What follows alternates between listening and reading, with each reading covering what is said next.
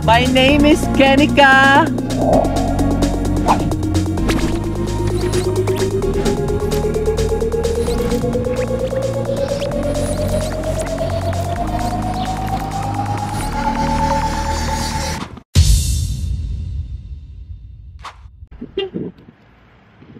Hello, hello. Good morning, good morning. It's another day here po sa magandang Trenton, New Glasgow actually. Dito tayo ngayon sa Value Village.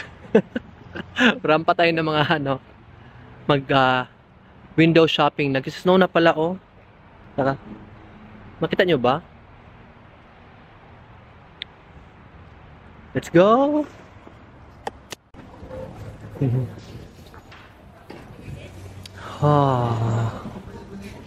Malaki yung kanilang Value Village dito. Oh, may Bob Marley pa oh. Nabi? Ito na tayo. Outfit. Check. Close ko muna.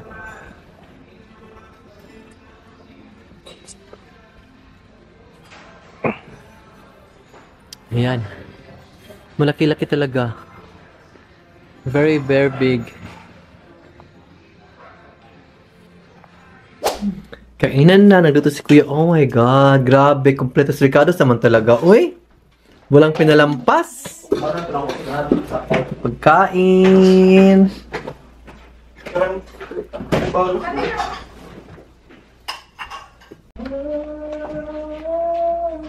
Bade, kain tayo, bade. Pagkain, everyone. Sobrang lamig na kasi sa labas. Like, -1 degree na siya. So, mas masarap na kumain ng sabaw. Eko, laka. Palintong na. May buwisita. Hindi na ba rin? Hindi na ba rin? Kain po. Kuhan? Kanina kayo para... Gamay makaon ba? May comedian.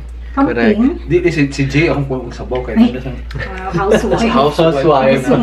Dakilang ina. Dakilang housewife. May dakilang muchat siya. Bengka. Dakilang bengka. Ano lang ba? May lang isuwat tinudon to yung palisida eh. Hindi. Dasin, wala pa ni ay sa palapit pa keke. Pero pa ni approve. Mo ta atong laruon kay kanang.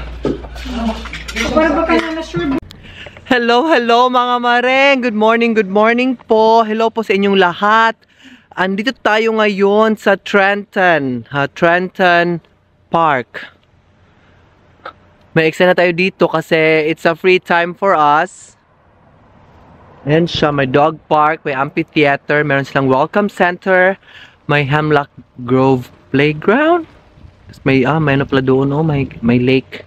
Pero char-char lang siya, malit lang siya. Pero sabi daw nila, ito daw itong mga dahon na ito, tuwing fall daw, iba't iba daw yung kulay. So ano din siya.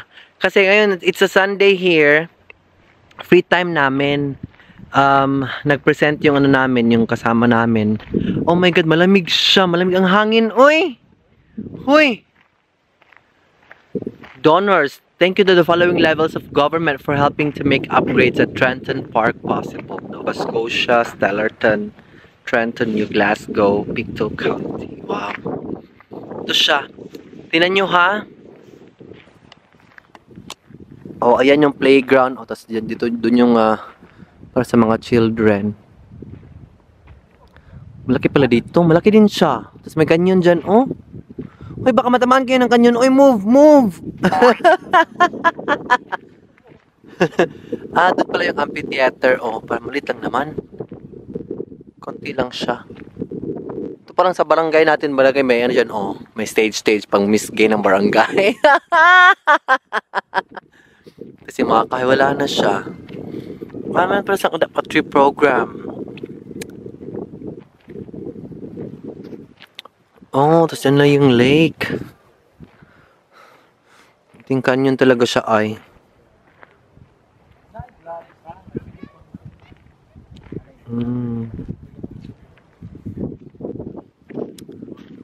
Magbaba tayo? Ay, malamig man siya masyado. Ay. Go. Ayan, bumaba tayo dito sa ano nila. Maganda din pala dito. Ang Trenton kasi is isang malit na city din siya. Malit na town actually. Pero may mga Pilipino din. Tapos yung mga nung nakilala ko, andito din siya. Sa Trenton siya, dito yung bahay niya. So, yan, rampa-rampa tayo saglit. Pero malamig naman siya. Yan nyo, oh. Yan, may pato, oh. Langoy-langoy ka, pato. Ito mga trails. Kasi mahilig sila sa ng mga ganito. Nature, mga trails, mga walking, ganyan. O, tingnan nyo.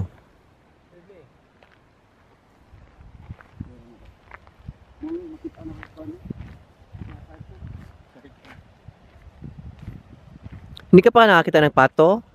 Nga kuan, wala pa. Ah, yung may ano, may kwentas. Dahil kulog no. Bakit ka may kwentas, girl? Ang yaman siguro ng pamilya mo, girl, ay. No? Ang yaman siguro ng pamilya nyo, ay. Yan, dito. Lakad tayo dito, oh.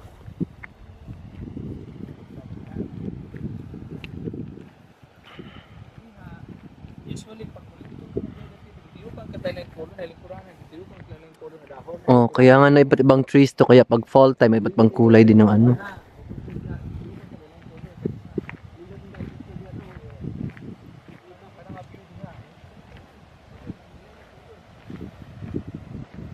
Ibang amoy, no? Or ako lang? Parang nadaan nga kuan. Sanay na? Sa akin. Nagbasa ng dahon? Ah.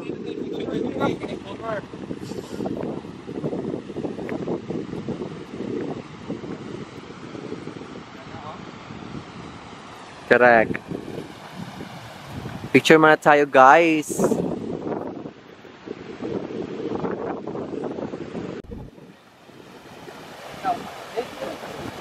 Ano kita ganun? Kami na sa to. Picture pa din. Ikaw pa picture ka.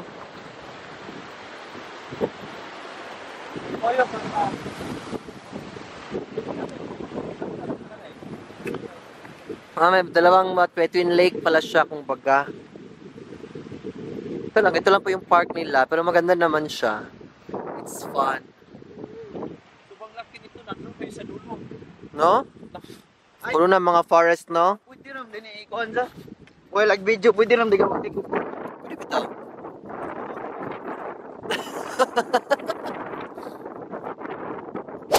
Ayan, umabasa po tayo kasi di kinayang lamig. Oh my God, ito na po yung mga kahoy dito. Ito yung mukha ng Canada kapag papasok na talaga ng winter time kasi sobrang lamig na talaga. Bumagsak na talaga lahat ng mga dahon sa kahoy. So they're also bare. Tapos kailangan mo talaga ng proper moisturizer kasi grabe talaga yung lamig. Parang inano talaga yung iyong mukha, pagmumukha. So dapat may moisturizer ka, may mittens ka, may anong tawag doon? Anong sa ears na may bonnet ka, may toque ka, may gloves ka. To prepare yourself para talaga hindi ka mahirapan. Mga bahay pala dito mga ganda, oh. Mga bahay-bahay sa gubat-gubat. Ganon. So drive around muna tayo and let's see what else is here in Trenton. No? Andito na po tayo. Wow! Ito ay sa harap ng Atlantic Ocean. We're facing beach resort na to. Alam, malakas pala yung hangin talaga ako kasi makita mo yung waves ng dagat. Ganda ng mga bahay dito, oh. Kaya kong mamuhay ng ganito ba? Chill lang, no?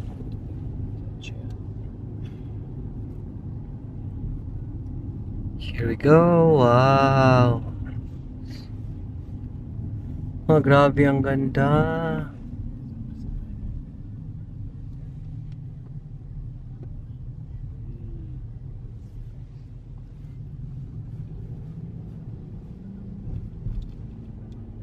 May mansion pa doon oh, sa kabila. Oh. Diyan yung paligo, magligo, mag-change.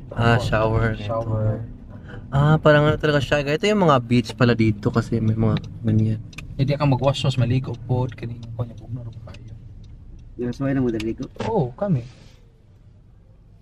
Sabi niya, do not feed wildlife. Let's go. Let's go naman si ano, Canadian.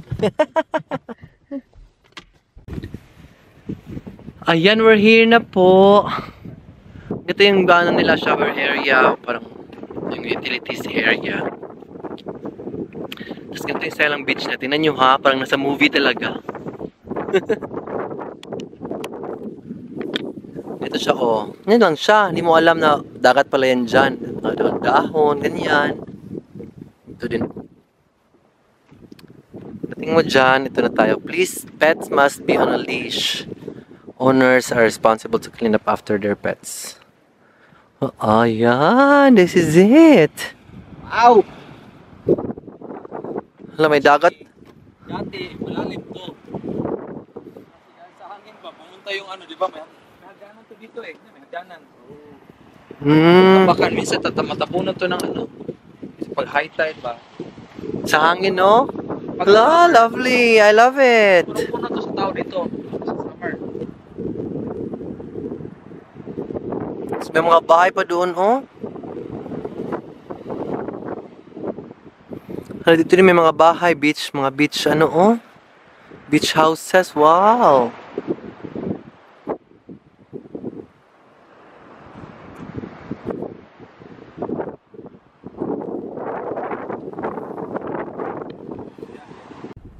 Ang ganda talaga ng kanilang dagat dito. Itong dagat na ito, totoo talaga to siyang ano, maalat. Kasi yung dagat sa Toronto, sa Ontario, mga ganun, walang maalat doon kasi landlocked siya. Landlocked area, so hindi siya. Alam, may mga windmills pa doon, oh. Hindi siya maalat doon kasi fresh water siya. Pero dito kasi, ano na siya, salt water kasi totoong dagat na siya. Di ba? Yung kalaki ang Canada, ang dami-daming mga landlocked na mga probinsya. Dito may mga bibisita ng mga tao even if pa-winter time na siya. Pero I reckon, no? I'm very sure talaga na kapag summertime, punong-puno talaga ito. Kukulangin yung kanilang parking lot. Ingo ba ni Iko? Ha? Ni Iko yung muli. Hello? Oh! Oh! Nag-echo pa lang. Rico. Ayan. So, sa kabila parang lake, parang river niyan siya, no, going inside. Connect. Rico. Part pa siya ng ocean, pa naging bay pala siya. Oo. Naging bay kasi open pala siya doon. Ito kasi, hanggang sa dulo nito, open pa siya. Pasok yung water hanggang sa doon. Pasok na tayo. Hindi ko na kaya ang lamig. Diyos ko. Yung kamay ko, oh. Mga pearl, di ba? Yan yung mga bahay, oh. Oo. Ganda ng mga bahay dito, oh. Baka abot ito yung water kapag ka-high tide na. Pag summer na kasi mahilis naman yung mga ice sa North Pole. Tataas na yung water loose. Isa na bagong lang ko. Correct. Yung mga bahay. Ang ganda! Oh my God! So laid back! Isang aso, oh. Hi! Kani ang magkuhan mo. Bigtahan mo. Ganyan lang. Simpleng pamumuhay lang siya. Ito, forest na! Ayan, ang grabe talaga ng lamig. Grabe, ang lamig-lamig talaga. But now, we are driving to the overlooking naman na part ng Trenton, Nova Scotia or somewhere around the area. So, dito naman tayo para makita natin overlooking area ng Nova Scotia. Grabe yung winter, oh. Hello. Ayan, after mga half hour of driving, dito na naman tayo sa ano. Ang tawag dito is Green Hill Trail. Overlooking naman siya ng buong Nova Scotia. Yes ko. Pero malamig pa rin masyado. Uy, maglakad-lakad kami dito kasi para makita na talaga yung kabuuan ba. Parang lookout. Tapos may tao din dito kasi nakaano din sila. Nakapark. Nasa small lake dito na ano. Tingnan natin kung hanggang saan aabot ang ating ano. Hanggang saan natin kayang tiisin ng lamig. Rada diha ba Paana. Tindog. Sa Ano na? cellphone, oo. Kani siya ano magod ni pang YouTube, so dapat ganito yung ano niya. Let's go and walk around. Andito na po tayo. Kung walang pera, magmukha. Hoy, Uy, no? hoy mga Japanese koi. Andito lang sila? Yes. Hoy. Ka-color pa ba mga isda nila? May, asan yung M&M's mo pakain natin sa kanila? Wow, so amazing! Tingnan nyo, oh! May ibang kulay, nabuhay sila sa ano, no? Kahit na, ano masyado ba, maputik. At ayan po, may maganda po sila ditong overlooking part. Katabi po ng mga hills na ito is yung kanilang signal po ng kanilang telecommunication. So this is a very nice place po. May mga trails po na pwede nyo pong puntahan para makapaglakad po kayo with the forest and nature. Tapos may mga open areas ganito. May mga family na nagpupunta dito para maglakad. Nilakad yung mga dogs nila. Ito mga bata, kasama nila yung dog nila tapos yung kanilang mama. We went for a walk. Nakita nila yung ganda ng forest na ito at overlooking view. So, wala pong masyadong makikita dito kasi hindi naman po very highly yung Nova Scotia highly civilized. Hindi po siya very civilized. So, wala pong masyadong buildings and overlooking lights po lalo na pag gabi dito. But then, it gives you a very bright perspective kahit papano, 'di ba? Kasi malawak yung tingin mo, nakakatulong siya sa'yo scientifically kapag ginagamit mo yung mata mo at you are looking at a malayo na lugar. Ganon. So, yun ang sabi ng doctor ko na to exercise your eyes from watching too much or using too much phones or screen time. You go out and then you look for yung medyo malayo na horizon. Especially green colors kasi it helps enhances your eyes and protected po yung eyes ninyo.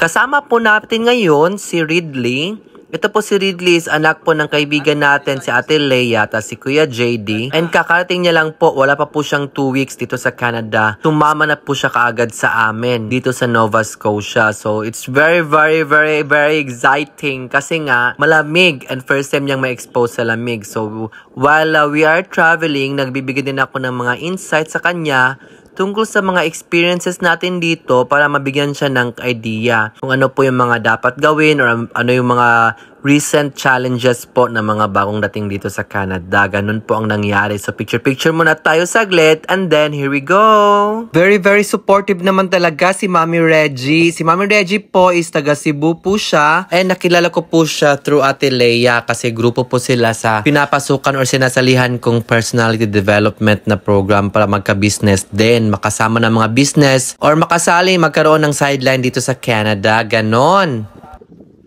Hello. Ayan, ang picture po tayo dito. And, sobra pong lamig. Di po kinaya ng ating Pero ito po yung view. It's very nice. It's very overlooking. Oh. Hoy! Yung hope.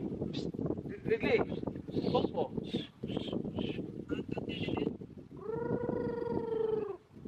I'm here. Overlooking po ang kabuuan ng Pictou County, charot. Part lang. Ay, lamig. Jacket muna tayo.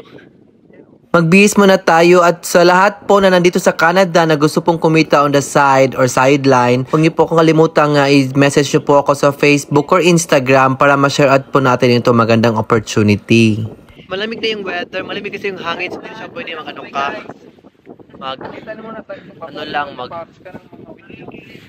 mag-jacket ka na talaga. Malamig na sa kamay.